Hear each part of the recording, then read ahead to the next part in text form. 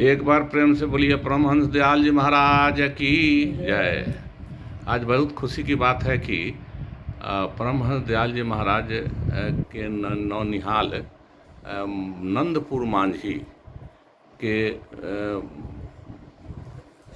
संत और वहाँ के संचालक श्री ज्ञान प्रभा जी महाराज का आगमन मेरे घर पर हुआ है। बहुत ही हर्ष की बात है। कुछ विशेष कार्य से वो आए थे। एक पुस्तक की रचना हो रही है बनारस से, जो सारण की महिमा के बारे में है। तो सारण के संत पर चूँकि मैं एक पुस्तक लिख रहा हूँ सारण के संत, तो उसी संदर्भ में महाराज जी आए थे कुछ बातें जानने के लिए।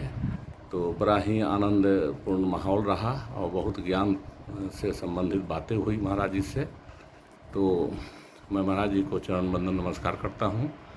और महाराज जी, मैं कुछ जानना चाहता हूँ कि ये नंदपुर जो मांझी है, यह जो परमहंस दयाल जी महाराज का जो भी नौनिहाल है, तो ननिहाल है, तो इसके उस मठ के बारे में क्या मैंने आपका राय है? वहीं उनकी माँ बसी थी, आके लोग अच्छा बसे थे मांझी से। जी जी। और इनकी माँ के बाद कोई हुआ ही नहीं जी। इनके जन्म से ही लगता है कि नियति इनको विशेष कार्य के लिए पैदा कर रही थी। क्योंकि जन्म के 8 महीने में माँ मर गई। अच्छा। 5 साल के बाद पिता मर गए। तो इनके गुरु भाई थे नरहरि दास। तो ब्राह्मण का संस्कार मिला और लाला जी के यहाँ पोषण होने लगा।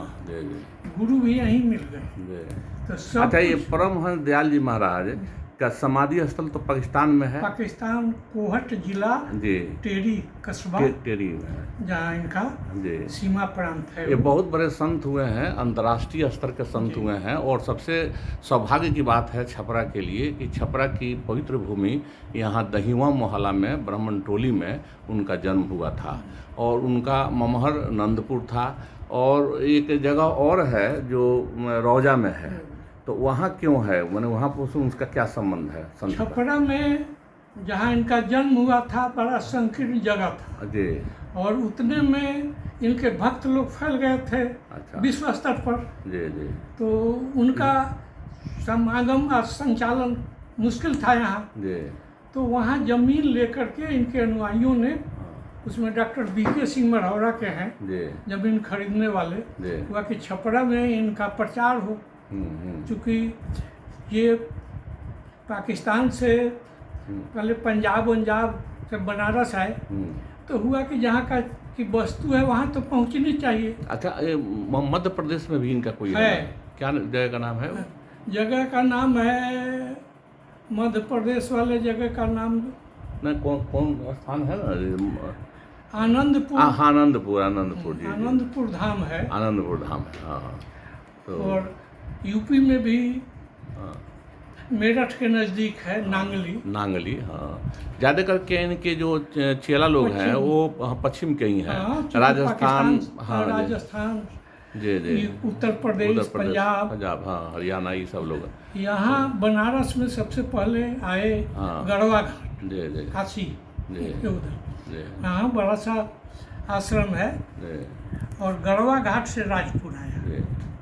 अच्छा, एक चीज़ मैं समझता हूँ कि जैसे उनके जो जब बचपन में वो थे महाराज जी, तो उनको पढ़ाने के लिए रौजा से उनके ब्रह्म शिक्षक आते थे। तो हमको लगता है कि शायद इसीलिए उनके मेमोरी में वहाँ बना होगा रौजा में। ऐसी बात नहीं थी जी। ये इनके पिता भी जब चले गए, ब्रह्म हो गए, तो लाला जी को लगा तब तो ऐसे ही हमको पुत्र मिल गया, इनका कोई रहा नहीं। तो पुत्रवत पालन करने लगे। उस समय की भाषा फारसी थी, फारसी अंग्रेजी उर्दू पढ़ाने लगे। इनके मौसियायुत भाई थे जो आए, तो देखे कि ब्राह्मण का लड़का फारसी पढ़ेगा, वो इनको संस्कृत पढ़ाने लगे। और वही बगल के थे। अच्छा। डोरीगंज के और इधर कौन रौजा में है? रौजा में तो आश्रम है, उसके ऊपर उधर उधर। अच्छा अच्छा, हाँ। इनके खलपुरा खलपुरा के मौसी तो भाई थे। अच्छा अच्छा, हाँ। जो आकर के इनको संस्कृत पढ़ाते थे। हाँ, उन्हें पढ़ा है इसको तो इस तरह बचपन में ही ये फारसी, उर्दू, अंग्रेजी, संस्कृत सबके ज्ञाता और गुरु भी इनको नहीं खोजना पड़ा। इनके पिता और यह नरहरि दास गुरु भाई थे। काशी के एक ब्रह्मज्ञानी पंडित थे जो इनके गुरु थे, जो आया करते थे। और बचपन में ही गुरु सेवा मिल गई इनको तो, और गुरु दीक्षा भी मिल गई। 17 साल में यही इनको समाधि लगने लगी थी।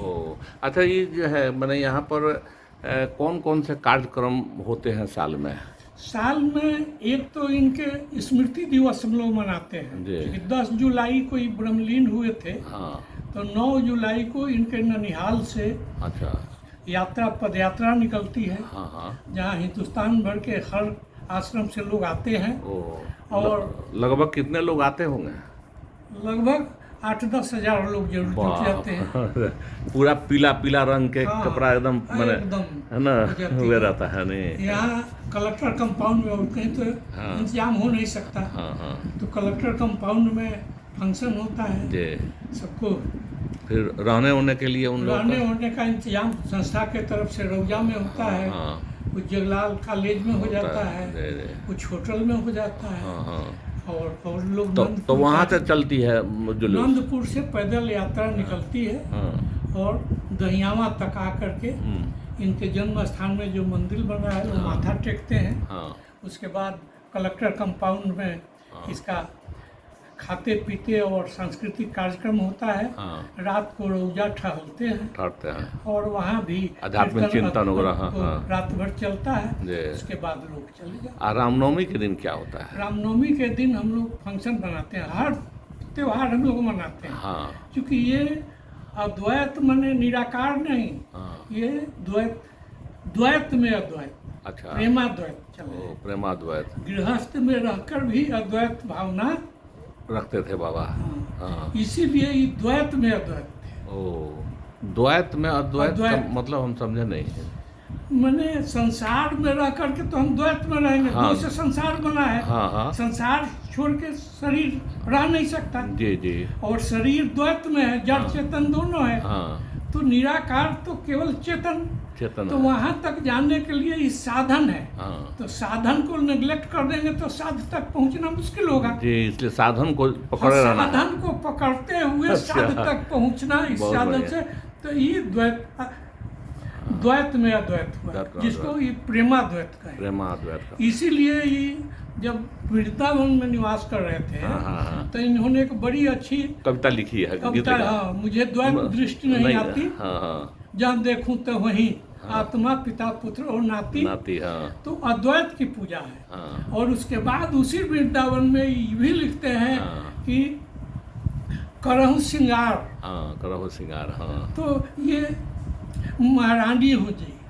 महारानी हो जी।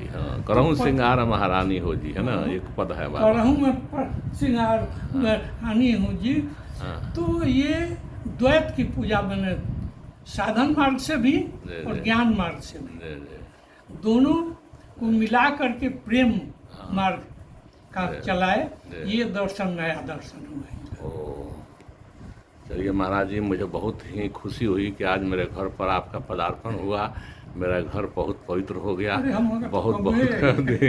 बहुत धन्यवाद महाराज जी को। चरण वंदन, नमस्कार। एक बार पुनः प्रेम से बोलिए महाराज जी की जय।